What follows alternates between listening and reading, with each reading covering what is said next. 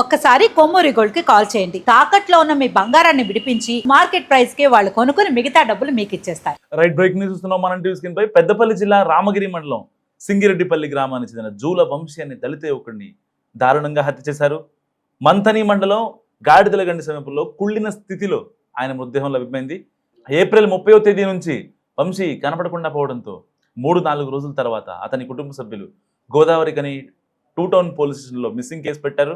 మృతుని call data ఆధారంగా హైదరాబాద్కు సంబంధించిన ఒక యువతిని అలేఖ్యాన్ని కలవడానికి వెళ్ళినట్టు గుర్తించారు పోలీసులు. సో ఆ యువతిని అతని భర్తను తీసుకొచ్చి విచారణ చేయడంతో అసలు విషయం వెలుగులోకి వచ్చింది. లవ్ అఫేరే హత్యకు కారణం అంటూ కూడా పోలీసులు నిర్ధారించారు.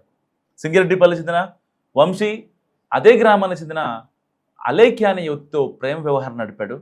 తర్వాత క్రమంలో ఆమె వేరొకరిని ప్రేమ వివాహం చేసుకోవడంతో ఇద్దరి మధ్య బ్రేకప్ అయింది. సో ఇటీవల బొడ్రాయి ఏదైతే గ్రామంలో గ్రామదేవతల కొలువు సందర్భంగా తిరిగి గ్రామానికి వచ్చిన అలేఖ్యతో మళ్ళీ అతను చనువుగా వ్యవహరించడంతో ఇద్దరి మధ్య ఫోన్ సంభాషణలు స్టార్ట్ అయ్యాయి.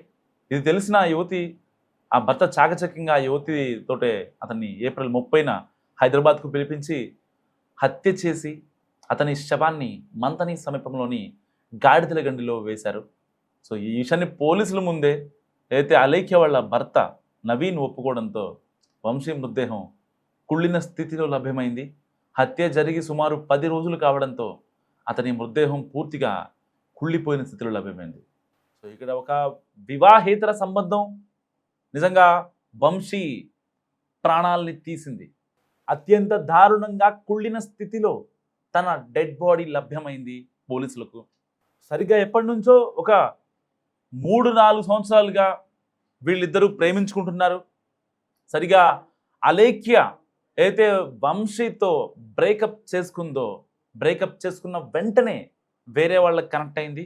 దాని తర్వాత ఆగ్రహించిన జూల వంశీ ఎవరైతే చనిపోయిన అబ్బాయి ఉన్నాడో సో వెంటనే లేదు చావైనా బతికైనా ఈ అమ్మాయితో నేను ఫిక్స్ అయ్యాడు. తర్వాత తనకి తాను మెంటల్గా తన బ్రెయిన్ని హీల్ చేసుకొని తన మనసుని హీల్ చేసుకొని ఇక ఆ అమ్మాయి నాకొద్దు, నా లైఫ్లోకి రావాల్సిన అవసరం లేదు అని మెంటల్గా ఫిక్స్ అయిన తర్వాత ఆ అమ్మాయిని వదిలేశాడు. ఆ అమ్మాయి జ్ఞాపకాలు కూడా తన దగ్గర లేవు. సో తన ఫొటోస్, తన వీడియోస్, తన చాట్స్ అన్నీ కూడా వంశీ డిలీట్ చేశాడు అయితే చనిపోయిన అబ్బాయి. సో వంశీతో ఒక పక్క రిలేషన్లో ఉంటూనే ఈ అమ్మాయి వేరే వాళ్ళతో మాట్లాడటం, ఆ పరిచయం కాస్త ప్రేమగా మారడం, ఆ ప్రేమ కాస్త పెళ్లిగా రూపాంతరం చెంది అండ్ అక్కడ ఉంటే ఏదైతే పెద్దపల్లి జిల్లాలోనే ఉంటే వీళ్ళు ఉండే గోదావరి కని మంథని ఏరియాలో ఉంటే ఒకవేళ వంశీ మళ్ళీ వస్తాడేమో అని వీళ్ళు అనుకొని వెంటనే హైదరాబాద్కి మకాం మార్చారు. సో మకాం మార్చిన తరువాత సో కొన్ని ఫోన్ కాల్స్ అయితే రావట్లేదు అండ్ మెసేజెస్ కూడా రావట్లేదు. సో అంతా ఫైన్ అనుకున్నారు. కానీ అయితే సింగిరెడ్డిపల్లిలో జరిగిన బొడ్రాయి ప్రతిష్టాపన సందర్భంగా ఆ కొలువు దగ్గరికి అలేఖ్య రావడంతో ఒక్కసారిగా వంశీ అలేఖ్యల పాత పరిచయం మళ్ళీ ఆ ప్రేమ మళ్ళీ చిగురించింది ఒక్కసారిగా. సో ఇద్దరూ ఒకరినొకరు చూసుకోవడం, మళ్ళీ మాట్లాడుకోవడం, సేమ్ ఫోన్ నెంబర్ కావడంతో మళ్ళీ ఇన్స్టాగ్రామ్లోకి వెళ్ళి ఆ అమ్మాయికి మెసేజ్ పెట్టడం అండ్ దాని తర్వాత ఆ అమ్మాయి పాజిటివ్గా రెస్పాండ్ అయ్యి మళ్ళీ ఫోన్ మాట్లాడటం. నిజంగా ఒకవేళ గనక అలేఖ్య నాకు పెళ్ళయింది, నాతో మాట్లాడకు, నేను ఆల్రెడీ వేరే వాళ్ళతో రిలేషన్లో ఉన్నాను అని చెప్పి ఉంటే ఈ దారుణం జరిగేదా? చూడండి ఆ అబ్బాయి ఎంత బాగున్నాడు. అలాంటి వంశీ ఇవాళ అనంత లోకాలకు వెళ్ళిపోయాడు. పక్కా ప్లాన్ వేసి చంపేశారు. పక్కా ప్లాన్, మాస్టర్ ప్లాన్ వేశారు. ఏదైతే ఆ అమ్మాయిని వాళ్ళ భర్త ఎవరైతే ఉన్నారో నవీను అలేఖ్య పిలిచిందని చెప్పి ఈ వంశీని ఈ సింగిరెడ్డిపల్లి నుంచి హైదరాబాద్కు రప్పించి శంషాబాద్ దగ్గర బస్ దిగుతుంటే చంపేశారు. ఏదైతే ఎయిర్పోర్ట్ రైడర్స్ బస్సులు ఉంటాయో సూపర్ లగ్జరీలో ఎక్స్ప్రెస్లో ఆ బస్సు ఎక్కి వెళ్ళాడట. ఇంట్లో చెప్పాడట నాకు హైదరాబాద్లో జాబ్ వచ్చే అవకాశం ఉంది, సో నేను ఎట్టి పరిస్థితుల్లో నేను జాబ్ చూసుకుంటాను, జాబ్ చేసుకుంటా, నా లైఫ్ ఇది కాదు, ఊళ్ళో ఉండి నేను ఏం చేయను అని చెప్పి వాళ్ళ అమ్మ నాన్నకి చెప్పాడంట. చివరిసారిగా మాట్లాడిన మాటలు. ఒక కొడుకు ప్రయోజకుడు అవుతానంటే ఏ తల్లి వద్దంటది? ఏ తండ్రి వద్దంటాడు? నిజంగా ఎవరు వద్దంటారు కదా. వాడికి కష్టం నష్టం ఏంటో తెలుస్తుంది, బరువు బాధ్యతలు ఏంటో తెలుస్తాయని చెప్పి వాళ్ళు కూడా చాలా హ్యాపీగా ఫీల్ అవుతారు. సో ఇవాళ కొంచెం మెల్లగా మెల్లగా జాబ్ చేసుకుంటాడు, రేపొద్దున అక్కడే సెటిల్ అయిపోతాడు, సో ఎలాంటి ఇబ్బంది ఉండదు అని అనుకున్న తల్లిదండ్రులు వంశీని హైదరాబాద్ పంపించారు. 5,000 రూపాయలు నగదిచ్చి మళ్ళీ అక్కడ ఎలాంటి ఇబ్బంది పడతాడో నువ్వు వెళ్ళిన తర్వాత మాకు చెప్పు, కావాలంటే నీకు డబ్బులు వేస్తాం, కానీ నువ్వు అక్కడ ఇబ్బంది పడకు. ఏదైనా అంటే ఒక ఒక ఈడికొచ్చిన కొడుకు అంటే ఏ తల్లికైనా ఏ తండ్రికైనా చాలా ప్రేమ పెంచుకుంటారు. ఎందుకంటే రేపు వాళ్ళ బరువు బాధ్యత చూడాల్సింది అతనే కాబట్టి, వంశీనే కాబట్టి. సో 5,000 డబ్బులు ఇచ్చారంట. తను బస్ ఎక్కాడు, హైదరాబాద్ వచ్చాడు. సరిగ్గా ఏప్రిల్ 28వ తారీఖున ఇక హైదరాబాద్కి పిలిపించమని భర్త నవీన్ భార్య అలేఖ్యతో చెప్పాడు. అండ్ దాని తర్వాత అలేఖ్య ఫోన్ చేసింది. ఆల్రెడీ వీళ్ళిద్దరూ మాట్లాడుకుంటున్నారు అంతకుముందు నుంచే. అండ్ ఎప్పుడైతే ఊళ్ళో బొడ్రాయి ప్రతిష్ఠ జరిగిందో దాని తర్వాత వీళ్ళ యొక్క కాన్వర్జేషన్స్, వీళ్ళ చాట్స్ మరింత పెరిగాయి. సో ఒక్కసారిగా అనుమానం వ్యక్తం చేసిన భర్త నవీన్ ఎలాగైనా సరే వంశీని చంపేయాలని ఫిక్స్ అయ్యాడు. సో దానికోసం తన భార్యనే ఒక ఎరగా వేశాడు.